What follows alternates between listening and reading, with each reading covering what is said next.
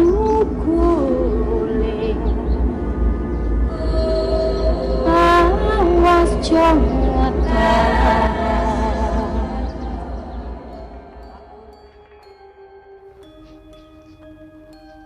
Assalamualaikum warahmatullahi wabarakatuh. Selamat malam untuk kalian semua yang berada di lingkaran. Apa kabar kalian? Semoga selalu diberikan kesehatan dan selalu dalam lindungan Allah Subhanahu wa Ta'ala. Amin. Saya Ucup. Kali ini adalah cerita pertama yang akan saya ceritakan di lingkaran merah. Oke. Jujur, awalnya saya juga suka banget dengerin konten sejenis. Saya adalah fans dari Ada Apa Gerangan. Halo Bro Tama. Saya juga ngikutin Beratap Langit. Halo Mas Bayu. Saya juga suka banget sama Kembara Sunyi. Salam Mas Itang. Salam kenal semuanya, sukses terus buat kalian. Sebelumnya, untuk kalian yang belum subscribe channel ini, saya berharap agar subscribe dulu, supaya channel ini bisa terus memberikan cerita-cerita seputaran pengalaman mistis lainnya. Dan untuk yang sudah subscribe, saya ucapin terima kasih. Semoga Allah Subhanahu wa Ta'ala membalas kebaikan kalian. Untuk kalian yang punya cerita mistis serta ingin membagikan ceritanya ke lingkaran merah, bisa kirim email yang terlampir di deskripsi. Insya Allah next ceritanya akan saya post. Untuk cerita mistis pertama di lingkaran merah, kebetulan ini adalah kisah yang saya alami sendiri. Kita langsung ke cerita ya. Saya Ucup. Cerita ini adalah tentang pengalaman mistis saya saat perjalanan kerja di daerah selatan Banten. Bersama teman atau lebih tepatnya rekanan dalam dunia kerja saya. Oh ya, saya sendiri bekerja di sebuah perusahaan pembiayaan kendaraan roda 4. Dan teman saya ini, sebut saja namanya Iwan, dia adalah marketing di salah satu dealer mobil di kota Serang. Kejadian ini kurang lebih setahun yang lalu. Bulan dan tanggalnya saya lupa. Siang itu, saat saya lagi ngopi, ada notifikasi di HP saya. Pas saya buka, ternyata itu WA dari Iwan yang kurang lebih pesannya, "A, besok sibuk nggak?" Tapi karena saya lagi malas ngetik, langsung aja saya telepon Iwan biar nggak ribet gitu. "Ya Wan, kenapa?" Lalu si Iwan menjawab, "Iwan ada customer A, tapi daerahnya lumayan jauh, di daerah Banten Selatan. Perjalanan kita kurang lebih 8 jam. Buset Wan, gak bawa tenda sekalian ini." Waduh, saya langsung terpikir, kayak gimana jauhnya ya ini ya. Lalu saya bilang, "Jadi enaknya gimana Wan?" "Terserah Ucup aja deh," jawab Iwan. "Ya udah gini aja. Gimana kalau kita jalan subuh Wan? Biar pulangnya gak kebagian. Lo jemput gua di rumah, nanti kita jalan lewat Anyer aja." "Ya udah gitu aja." Si Iwan pun mengiyakan. Oh iya, si Iwan tinggal di kota Serang dan saya di kota Cilegon.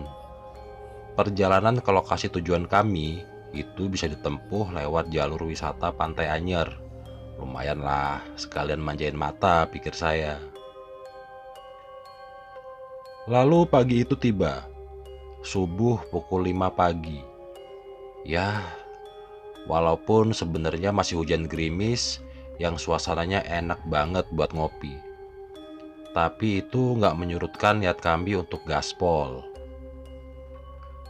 Saya berencana nanti mampir bentar di pinggir pantai buat istirahat sambil ngopi. Asik pasti. Lalu kami pun mulai jalan. Oke, kita skip ya obrolan anfaedah saya sama Iwan sepanjang jalan. Lalu 1,5 jam sampailah kami di kawasan wisata Pantai Carita. Kami mampir di sebuah warung kopi yang letaknya sangat dekat dengan pantai dan langsung dihadapkan dengan pemandangan Gunung Krakatau yang kebetulan beberapa waktu sebelumnya sempat terjadi erupsi dan mengakibatkan tsunami serta menewaskan banyak korban termasuk personil Seventeen. Mungkin kalian masih ingat. Ditemani segelas kopi dan rokok andalan, saya iseng nanya ke ibu-ibu warungnya. Bu, kemarin waktu tsunami kena ya? Soalnya ini bangunannya baru kayak habis renovasi. Lalu si ibu menjawab, habis semua hancur, tapi untungnya alhamdulillah saya masih diberi selamat. Ya, walaupun saya juga sempat kegulung ombak sampai 2 kali. Kagetnya saya, sampai-sampai kesedek itu kopi kampret. Oh iya, si AAA ini pada mau kemana ya? Pagi-pagi udah sampai sini aja. Kami mau ke selatan Banten, Bu. Ada pekerjaan, jawab saya.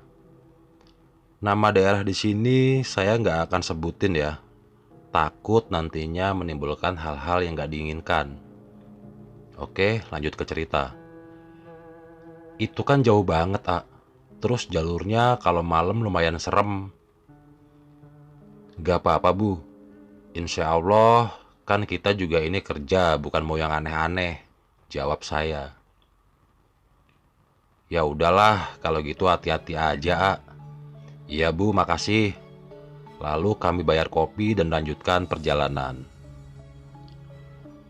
2,5 jam perjalanan berikutnya kami lalui tanpa istirahat lagi. Lalu sampailah kami di sebuah pasar dan persimpangan, yang salah satunya menuju ke Taman Wisata Ujung Kulon. Dan persimpangan itu adalah batas akhir jalanan aspal yang kondisinya baik, karena setelahnya kami mulai melewati jalanan aspal yang sudah rusak parah, kadang putus, bahkan kadang masih bebatuan. Mulai saat itu, kami disuguhi oleh pemandangan yang kadang harus melewati kebun warga, bahkan juga hutan lindung. Jarang sekali kami menemui rumah warga, karena sepertinya daerahnya hanya digunakan untuk perkebunan. Oh iya, kampung yang akan kami tuju adalah kampung paling ujung dari jalan yang kami lalui ini. Kampung itu berada di pesisir pantai selatan. 1,5 jam perjalanan dari persimpangan pasar tadi, sampailah kami di sebuah perkampungan yang lumayan banyak penduduknya. Tapi saat itu kami dibuat cukup bingung, karena ternyata jalan ditutup sementara, yang dikarenakan sedang ada perbaikan jalan. Dan petugas mengalihkan kami untuk melalui jalan yang dibuat dadakan. Yang menurut warga yang ada di situ, jalan itu melewati hutan dan treknya cukup sulit untuk mobil yang kami kendarai. Jujur, saya berpikir keras. Tapi setelah sebentar berpikir, maka kami putuskan untuk lanjut. Iyalah, kami sudah hampir 6 jam perjalanan, masa iya putar balik? Bismillah. Jalan yang lebih cocok buat motor trail kami sikat juga. Pelan-pelan sih, karena takut nyangkut. Maklum, waktu itu kami pakai mobil Iwan, dan saya tahu banget, istrinya Iwan pasti bakalan ngedumel 7 hari 7 malam kalau mobil sampai penyok. Hahaha. Semakin kami jauh masuk ke hutan, jalanan makin rata, tanah juga berpasir. Aman lah nih mobil, pikir saya. Di tengah-tengah perjalanan hutan, kami sempat berhenti. Lumayan pegel ini dengkul, hasil sibuk nginjekin kopling, rem sama gas. Seperti biasa, ya, doping otak biar terus asik pakai sebatang, 2 batang, 3 batang rokok. Jangan ditiru ya. Sambil ngerokok, mata saya tertuju sama pemandangan yang lumayan aneh. Di balik semak-semak ada seperti goa, tapi kondisinya seperti hampir tertutup. Buntu lah. Karena rasa penasaran, saya samperin aja itu goa. Kali aja ada harta karun. Pas saya sudah sampai goa, pikiran saya cuma aneh aja. Ini daerahnya kan masih jauh sama laut. Tapi kenapa di sekitar gua banyak batuan karang ya? Lama otak saya coba cari jawabannya. Walaupun kayaknya juga kurang kerjaan sih. Karena saya bukan ahli geologi. Sampai akhirnya saya dikagetin sama suara burung yang lumayan keras. Ya, ada seekor burung yang ukurannya bahkan lebih besar dari ayam. Saya nggak tahu itu. Perasaan mulai nggak enak nih. Udah aja saya tinggalin gua itu dan jalan ke tempat saya parkirin mobil.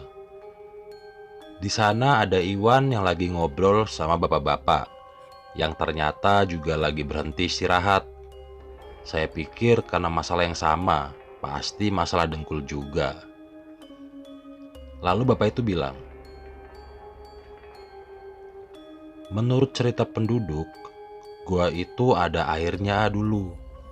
Air dari laut sampai ke sini lewat dalam gua. Tapi bapak juga nggak tahu kapan persisnya. Karena ketika bapak kesini, kondisinya sudah seperti ini. Oh, gitu ya pak, jawab saya.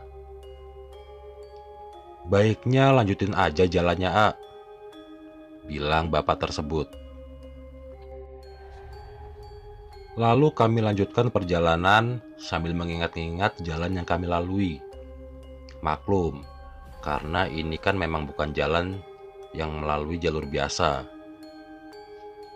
Kurang lebih setengah jam kemudian, sampailah kami di batas hutan. Saya lihat ada rumah penduduk beberapa.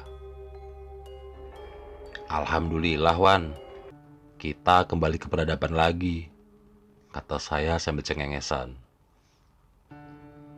Hehehe, iya, serem juga ya itu jalan, kata si Iwan. Ya udah, makanya tadi rumah customernya jangan kelamaan, biar pulangnya gak kemalaman. Setelah ketemu kampung pasca keluar jalan hutan, kurang lebih 30 menit kami menyisiri jalanan yang di kirinya adalah pantai selatan dengan gulungan ombaknya yang aduhai, dan kanan jalan merupakan persawahan yang sepertinya sudah cukup lama kering karena kurangnya hujan. Mata serasa gak mau lepas dari indahnya secuil ciptaan Tuhan. Sampai akhirnya, sampailah kami di rumah orang yang kami tuju. Sebut saja namanya Bapak Yadi. Lalu si Iwan berjalan dulu. Assalamualaikum. Waalaikumsalam. Terdengar sahutan dari dalam rumah, yang ternyata dia adalah Pak Yadi. Pak Iwan, silakan masuk Pak. Silakan duduk. Saya yang dari tadi sebenarnya nahan untuk buang air kecil, langsung aja tanpa basa-basi bilang ke Pak Yadi, karena emang udah gak tahan. Pak, maaf, boleh numpang ke toilet? Sekalian juga Pak menumpang sholat. Oh silakan Pak. Mau ke kamar mandi yang di dalam atau toilet yang di luar Pak? Di luar aja Pak, jawab saya. Oh itu Pak, Bapak jalan dari samping, sambil saya siapin sajadahnya ya Pak, kata Pak Yadi sambil menunjuk arah jalan menuju ke toilet luar. Lalu saya jalan ke toilet lewat samping rumah. Sempet ngeliat ombak pesisir pantai selatan yang lumayan tinggi pada saat itu. Wajar, saat itu lagi musim angin kenceng. Tapi itu jadi sebuah pemandangan yang lumayan menarik. Karena efek perjalanan yang berjam-jam yang saya lihat hanya hutan. Jadi ketika saya lihat ombak, rasanya semua suntuk hilang. Ya, menarik. Singkat cerita, saya buang air kecil, terus wudhu, lalu masuk ke rumah Pak Yadi lagi buat sholat duhur, yang kebetulan waktu itu jam sudah menunjukkan pukul 2 siang. Beres sholat, saya balik lagi ke ruang tamu, lalu minum kopi yang sudah disuguhi oleh istri Pak Yadi. Lalu tiba-tiba Pak Yadi bilang ke saya, "Pak, tadi saya lupa bilang. Jadi, di sini ada mitos, Pak. Kalau buang air kecil atau air besar dilarang menghadap ke pantai. Tadi Bapak nggak menghadap ke pantai kan, Pak?" Terang aja saya kaget bukan kepalang. Yang saya pikir, daerah ini kan masih termasuk pantai selatan. Saya yang memang bersuku Jawa dan cukup banyak dengerin kisah-kisah pantai selatan. Jadi kata-kata Pak Yadi itu cukup buat saya ngerasa gak karuan. Lalu Pak Yadi bilang, "Tapi gak apa-apalah Pak, kan lagian Bapak juga bukan orang sini. Terus Bapak juga kan gak tahu mitosnya. Yah, semoga aja ya Pak, gak ada apa-apa." Lalu tanpa harus berlama-lama, saya coba buat selesaiin pekerjaan saya. Singkat cerita, setelah itu saya pamit supaya gak kemalaman di jalan. Waktu itu, jam udah nunjukin kurang lebih jam 4 sore. Lalu saya bilang ke Iwan, "Wan, gantian ya bab mobilnya. Capek gua. Tar, kalau lo capek gantian lagi," kata saya. Lalu si Iwan dengan sedikit berat bilang ke saya, "Ah, mampir ke rumah customer Iwan dulu ya. Soalnya ada satu hal nih yang kudu diberesin juga. Gak jauh kok rumahnya dari sini."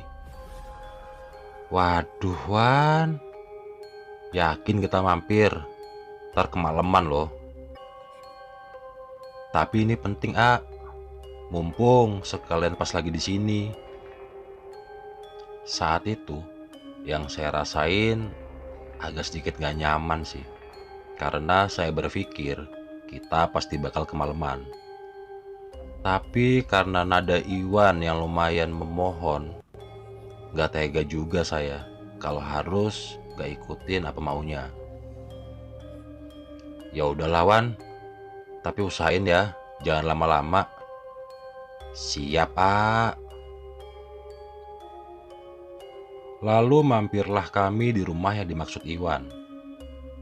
Saya biarin Iwan ngobrol sama itu orang, dan kayaknya memang lumayan serius obrolannya.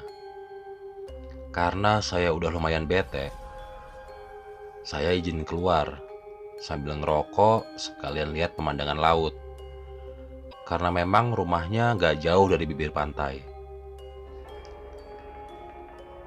Gak terasa ternyata jam udah nunjukin jam 5:30 sore.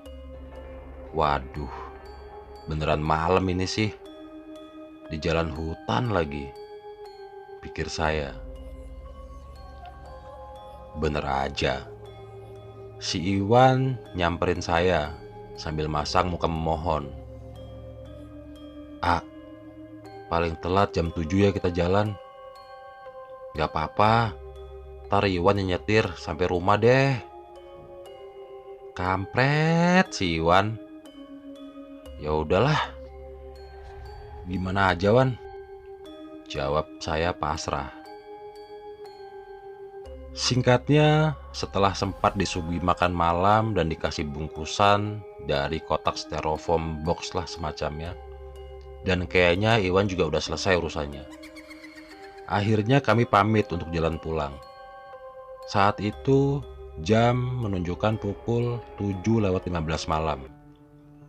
Asoy ini di jalan, pikir saya sambil pasrah aja mau kayak gimana. Singkat cerita, lalu kami berangkat untuk perjalanan pulang.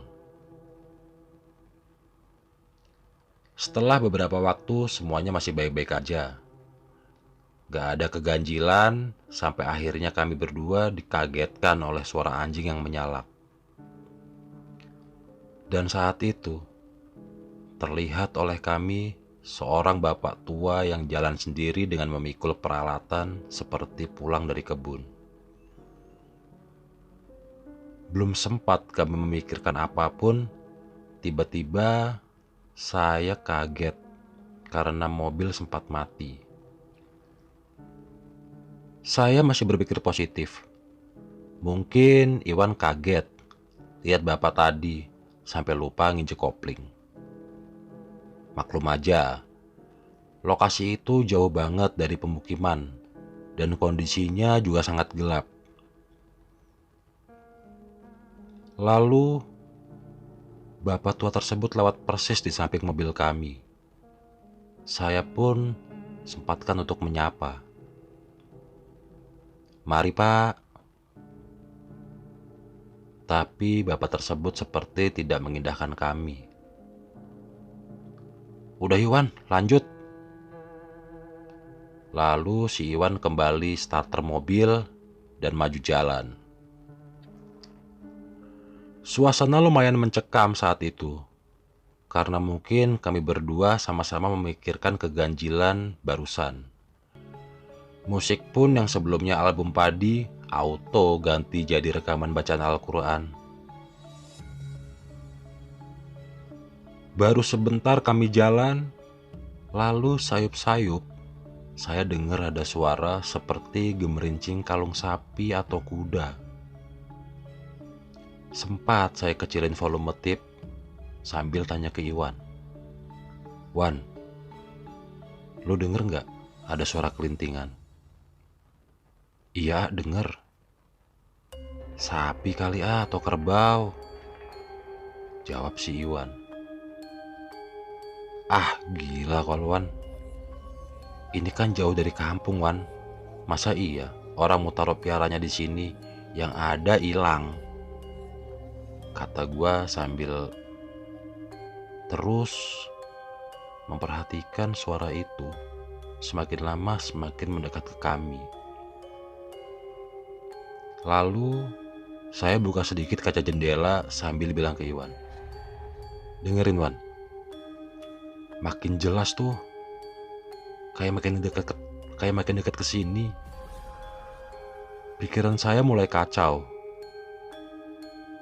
Keingat kejadian siang tadi. Waduh, apa ini? Saya sampai gak berani berpikir macem-macem. Apa ini gara-gara saya kencing tadi ya? Ah, udahlah. Saya coba buat gak peduliin itu suara. Dan bener aja, suara itu makin lama makin kenceng. Serasa posisinya ada di atas mobil kami atau di belakang lah gitu. Saya gak mau fokus. Hati sama pikiran udah serasa beku aja. Yang saya lakuin cuma baca-baca semua hafalan surat-surat yang saya hafal. Sampai akhirnya suara itu benar-benar hilang seiring mobil kami yang juga jalan menjauh. Lega rasanya. "Wan, gua ngerokok ya. Panik nih gua asli." "Iya gak apa-apa, ngerokok aja. Biar ada cair juga nih suasananya," kata si Iwan. Tapi emang rada aneh aja sih. Sepanjang jalanan itu, saya beberapa kali lihat anjing yang semuanya menyalak, seolah kami ingin menyerangnya. Entahlah. Lalu beberapa saat kemudian, sampailah kami di perkampungan, yang itu juga berarti kami harus kembali memasuki jalanan menuju perkebunan warga, dan juga harus memasuki hutan. Saat kami baru mau masuk ke jalan itu, kami sempat menyapa beberapa warga yang kebetulan sedang duduk-duduk di pos yang ada di pinggir jalan. "Permisi Pak." Lalu ada yang menyahut, "Iya, A. Mau masuk, A?" Tanya bapak-bapak tersebut sambil memasak muka herannya. "Iya Pak, kami mau pulang," jawab saya. "Kok malam-malam gini pulangnya, A? Gak nginep aja dulu, jalannya besok pagi-pagi. Takut kalian salah jalan nanti di dalam hutannya." Saya sempat was-was sih. Tapi ya karena nggak ada cara lain, mau nggak mau lanjut. Lalu saya bilang ke bapak tadi, "Nggak apa-apa Pak, pulang aja. Kami numpang lewat ya Pak." "Ya udah, hati-hati ya di jalannya." Lalu kami mulai jalan lagi. "Bismillah aja ya Wan, insya Allah aman lah," kata saya. "Iya, bismillah." "Lanjut," kata si Iwan. Beberapa saat setelah kami masuk ke jalan hutan, langsung saja kami disuguhi jalan yang lumayan curam. Kami harus menuruni jalanan yang di bawahnya adalah sungai yang hampir nggak ada airnya, dan harus kembali menanjak lagi. Tapi alhamdulillah, dengan sedikit bau gosong kanvas kopling, kita bisa lewatin itu jalan. Alhamdulillah Wan. Lalu kami lanjut jalan sampai kami dihadapkan dengan persimpangan yang kami benar-benar lupa harus ambil arah yang mana. Lalu saya bilang ke Iwan, "Wan, ambil kanan apa lurus ya Wan?" "Kayaknya ke kanan Wan." Tapi si Iwan menjawab dengan yakinnya, "Masih lurus ini A." Ya udah, karena gak mau debat, saya biarin aja Iwan ambil pilihan jalannya. Pelan-pelan mobil kami jalan, sampai saya dan Iwan mulai ngerasa aneh. Kok ini jalan makin lama makin hilang ya Wan? Itu kan rumput semua. Gak ada jalanan pasirnya. Lihat tuh, di depan juga makin tinggi semaknya. "Iya, A. Yaudah, coba gue turun," kata si Iwan. Tapi karena saya juga gak mau Iwan salah baca jalan lagi, terpaksa saya juga ikut turun. Saat itu, suasananya hening banget. Sampai-sampai suara binatang malam juga gak ada, kecuali suara mesin mobil kami yang emang gak dimatiin. Mungkin kalau lampu mobil gak dinyalain, saya juga gak tahu bisa lihat sekeliling atau enggak. Saat kami lagi celingak-celinguk merhatiin jalanan, kami berdua sama-sama saling tatap. Karena ada suara seperti ranting terinjak dan sekelebatan bayangan putih. Gak jelas itu apa. Tapi hal itu cukup buat bulu kuduk saya merinding. Lalu kami berkesimpulan kalau kami salah jalan. Ya, fix, kami salah. "Udah Wan, putar balik aja. Gua liatin deh." Karena di lokasi itu memang sulit untuk putar balik. Di samping lokasinya memang agak miring, pepohonan juga lumayan rapat. Saat itu, saya nggak mau berpikir macam-macam. Kalau cuma akhirnya bikin saya ngerasa ciut. Setelah beberapa waktu, berhasillah Iwan puterin mobil. Lalu kami kembali ke jalanan yang tadi kami lalui. Lumayan gampang sih baliknya, karena masih jelas bekas jejak bannya. Gak lama, kami kembali lagi di persimpangan jalan tempat pertama yang tadi kami lalui.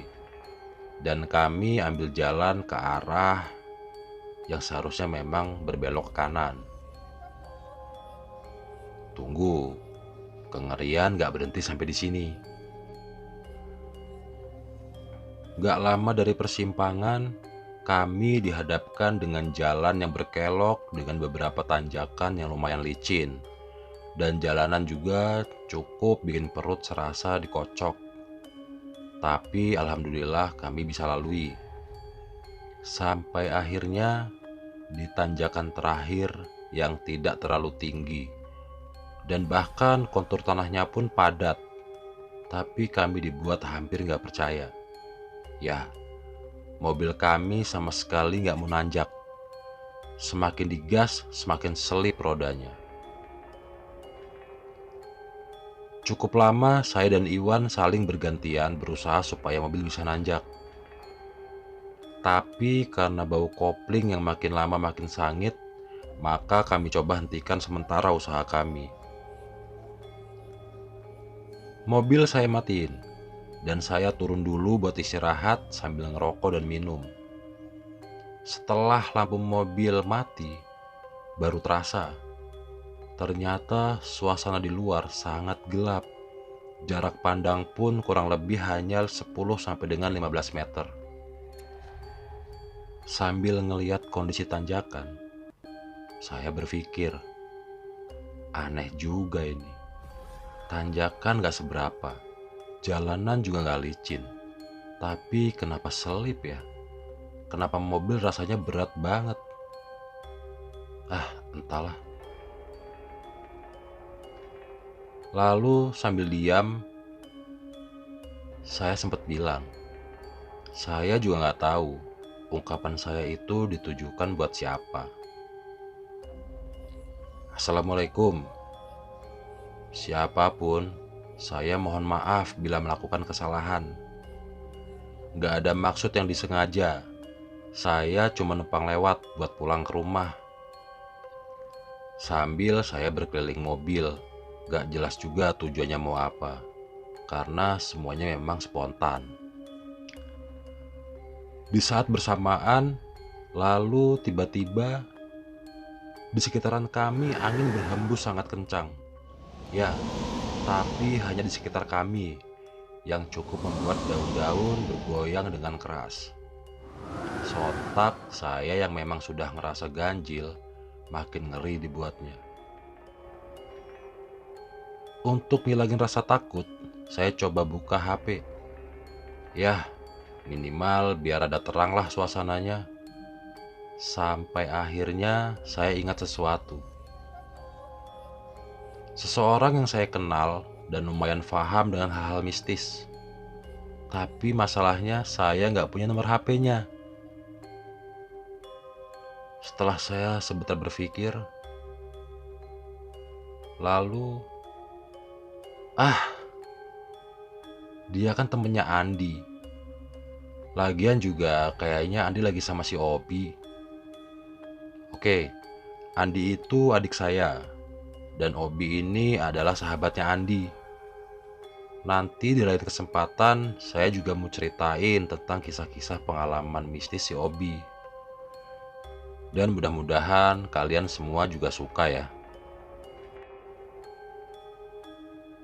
Dengan sinyal yang pas-pasan, kadang ada, kadang hilang, saya coba telepon Andi. Yo mas, opo? Malam-malam nelpon tumben. Belum tidur nih? Belum lah mas, masih juga jam segini. Padahal saat itu saya lihat jam sudah menunjukkan jam 12 malam. Ada apa mas? Tanya si Andi. Lagi sama Obi nggak? Kalau iya sambungin sih, pengen ngobrol bentar. Ya udah, kenapa?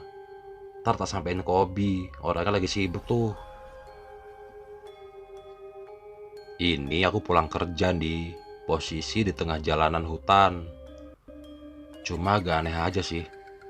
Ini mobil nggak bisa nanjak, padahal tanjakannya landai. Kenapa ya dia? Sambil sesekali saya mengulang kata-kata saya, karena memang sinyal saat itu sulit. Jadi Pembicaranya pun sedikit terputus-putus. Mas, bisa kirimin foto mobilnya nggak? Bisa sih, tapi coba dulu ya, dapat internet atau enggak. Lalu saya coba buat foto dan kirim ke Andi. Cukup lama sampai akhirnya foto itu terkirim. Sampai 10 menit kemudian, Andi menelpon balik. Mas, kata Obi bikin mual aja lihat fotonya.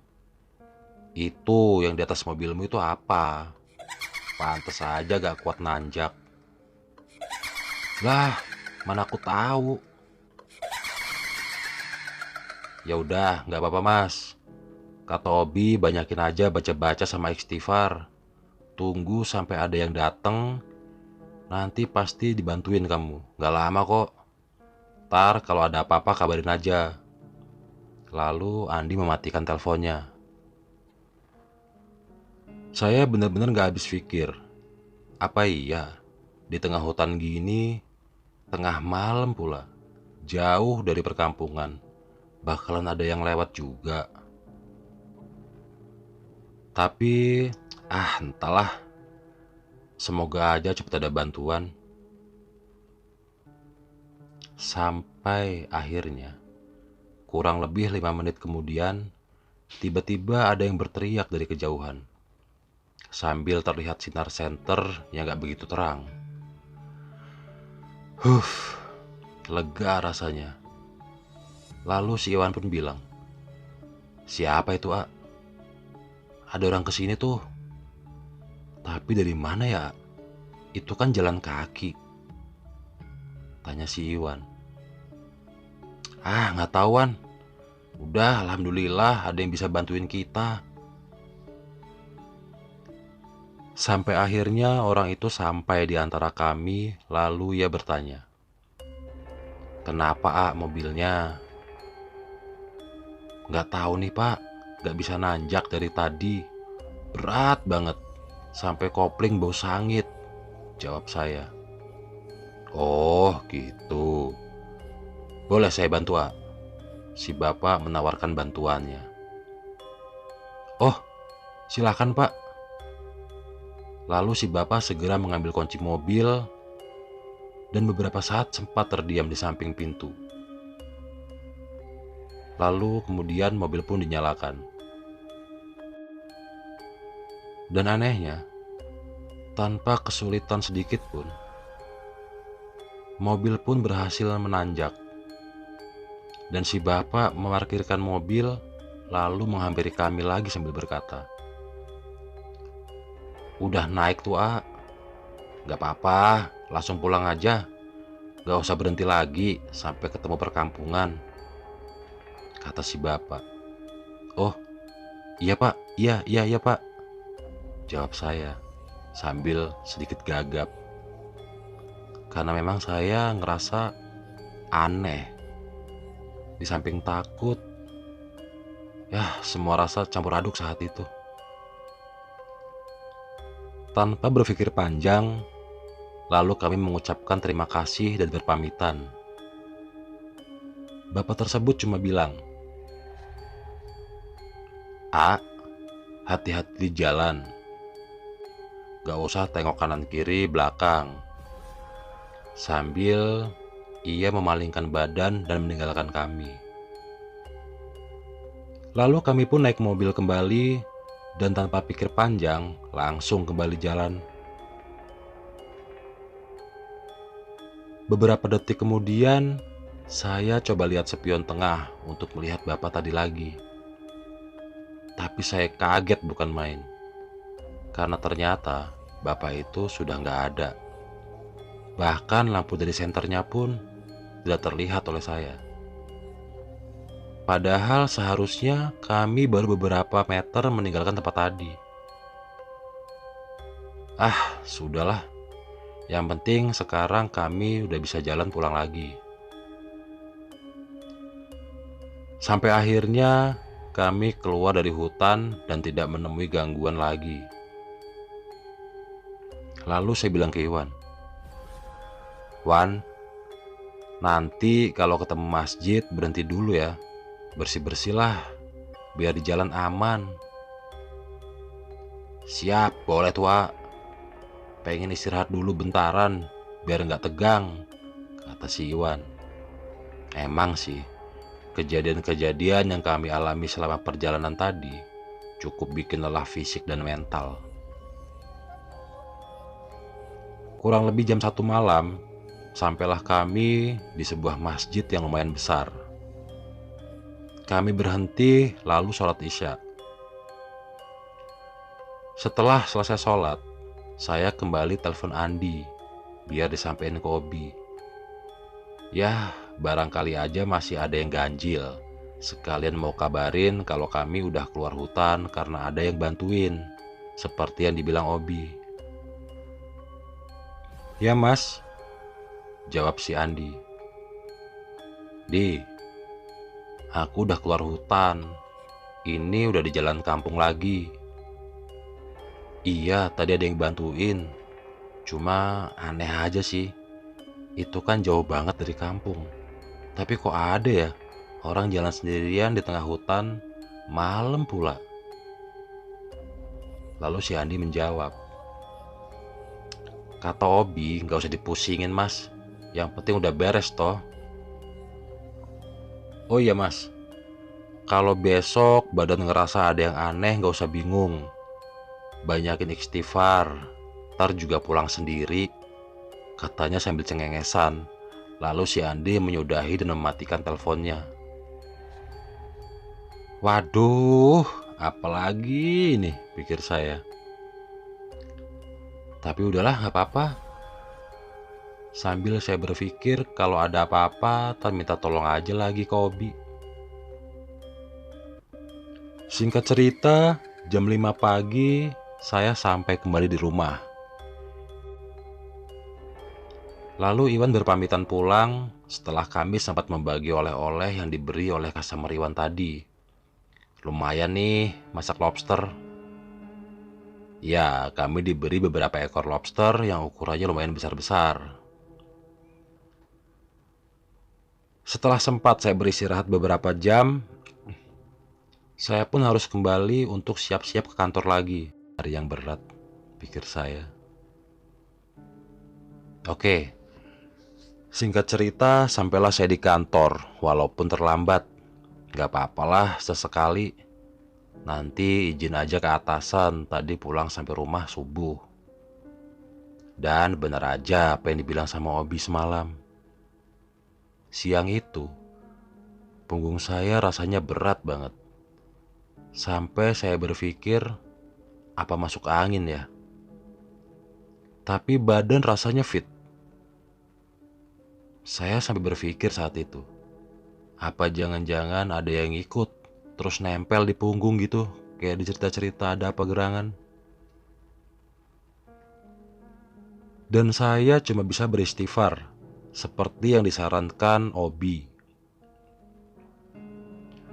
Cukup lama punggung saya terasa berat, sampai akhirnya, sore itu sebelum saya pulang, saya ambil mobil yang kebetulan parkir di belakang kantor. Lalu tiba-tiba, lagi-lagi suara kerincing kalung kuda terdengar lagi, tapi suaranya samar. Cukup lama saya dengerin suaranya, sampai akhirnya benar-benar hilang seiring dengan punggung yang kembali ringan, seperti yang gak memikul beban lagi.